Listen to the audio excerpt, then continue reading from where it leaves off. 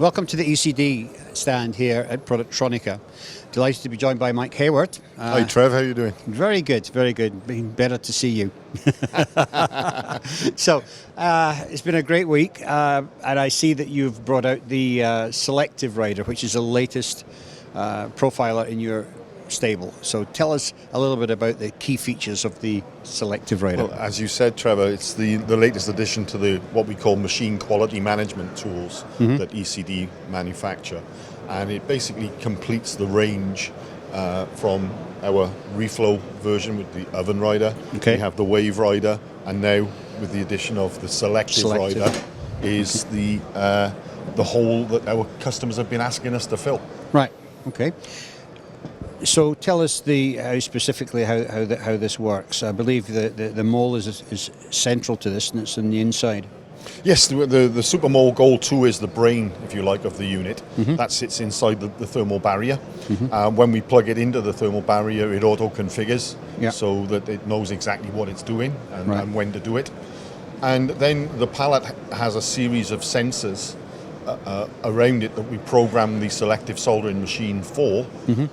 We program it to do various functions to kiss the sensors with the molten solder, and that then gives us the results that we can feed back into the software to analyze. Okay, so can you open the door and let's see the mole first of all? Yeah, sure. Let's just have a little look.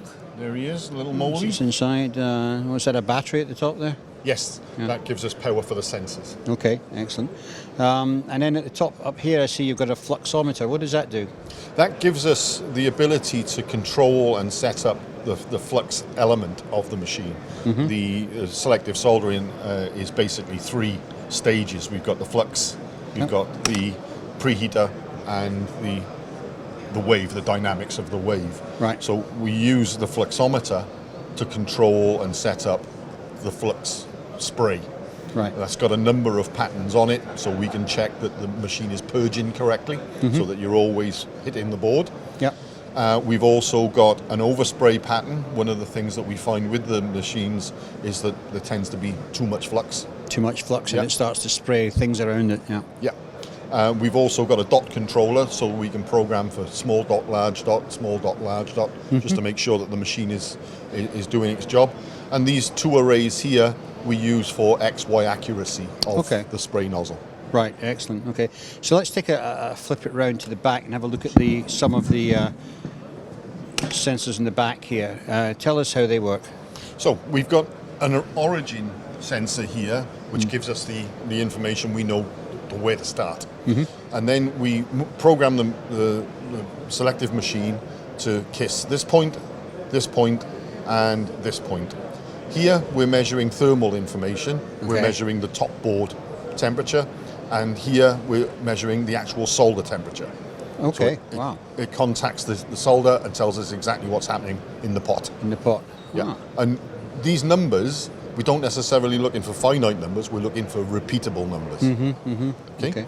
And then from there we drive to the XY sensor.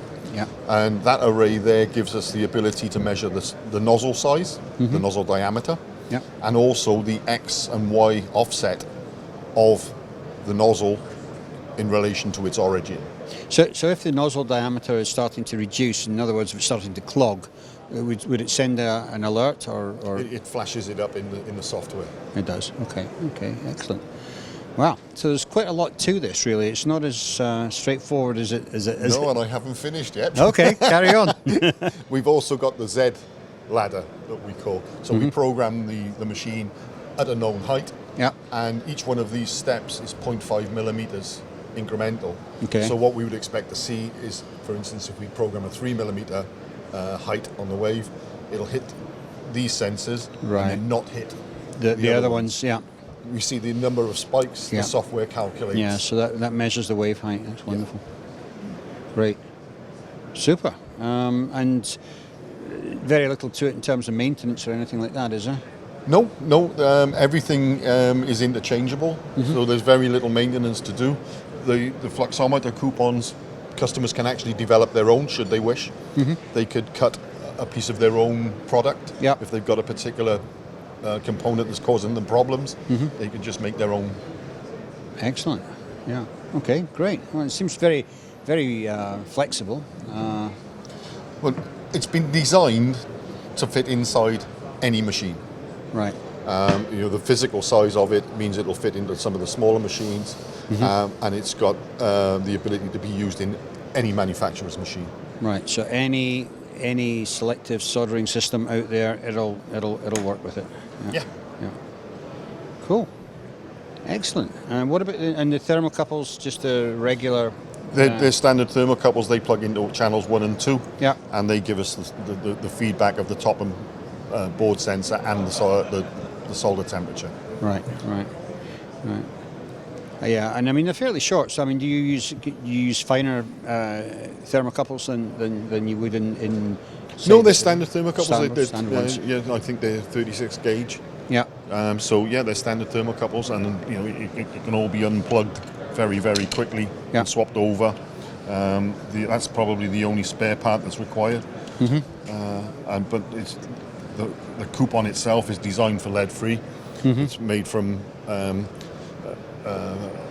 materials that are lead-free compatible, and we would expect that to last 2-3 years. Right. Excellent. Great. Well, congratulations. There you have it as the Selective Rider from ECD.